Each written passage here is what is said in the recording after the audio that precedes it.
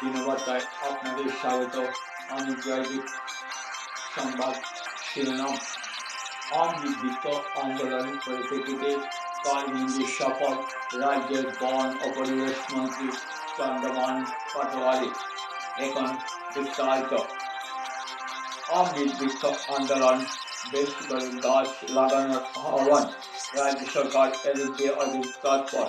তাই তো কারমিন্দি ছুটে আসলেন রাজ্যের বন ও পরিবেশ মন্ত্রী চন্দ্রমান পাটোয়ারি। কারমিন্দি এসে জেলা প্রশাসনের সঙ্গে বৈঠকে বসেন মন্ত্রী মহোদয়।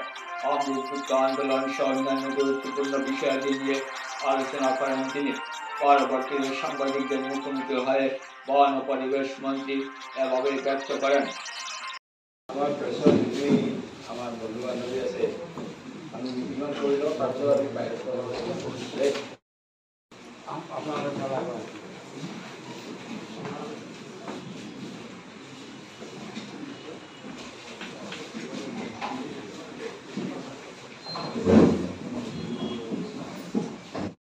পাৰ্ট 1 এণ্ড পাৰ্ট 2 আৰু এই PRF দুখন আমি RF কৰিব লাগে, ৰিজাৰ্ভ ফৰেষ্ট কৰিব লাগে। তাৰ কাৰণে আমাৰ DC ডাঙৰীয়াৰ আমি অনুৰোধ কৰিছিলোঁ যে এখন মিটিং এৰেঞ্জ কৰিব লাগে আমাৰ ফৰেষ্টৰ DFO আৰু অন্যান্য বিষয়াসকলক লৈ। গতিকে সেই সম্পৰ্কত আমি আজি বিস্তৃতভাৱে ইয়াতে আলোচনা কৰিলোঁ। আৰু তাৰ উপৰিও আমাৰ অমৃত বৃক্ষ আন্দোলন চলি আছে বৰ্তমান।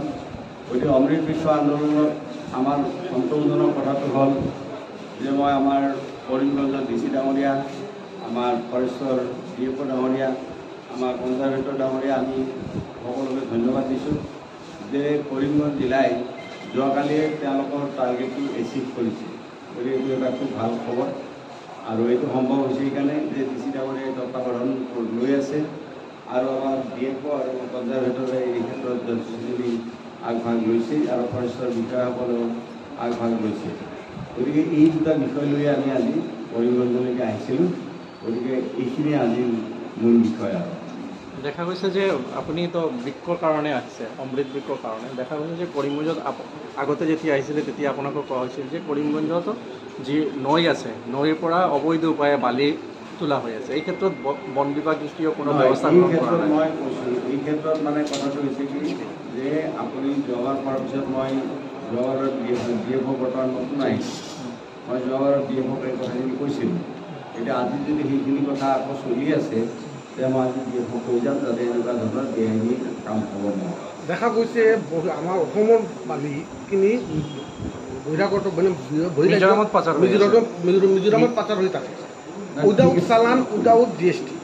ঠিক আছে, মই এতিয়া কথাটো আপোনালোকৰ পৰাই পালোঁ, খবৰ মই ভাল পালোঁ।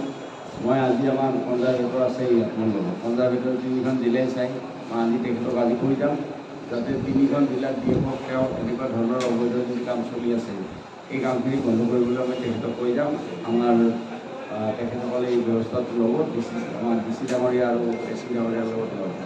ৰাতাবাৰীৰ চামটিল্লাতো দেখা গৈছে যে অবৈধ উপায়ে বালি উত্তোলন চলি আছে। আপোনালোকে য'তেই নহওক, মই এটা বা ৰাতাবাৰীয়ে হওক বা ক'ৰবাতে হওক, য'তেই নহওক, মুঠতে য'ত অবৈধভাৱে চলি আছে সেইটো বন্ধ হ'ব লাগে বুলি মই আজি কৈ যাম।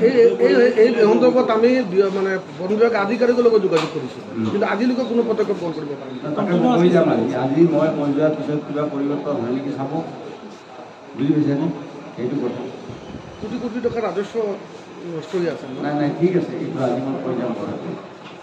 হ'ব, ধন্যবাদ।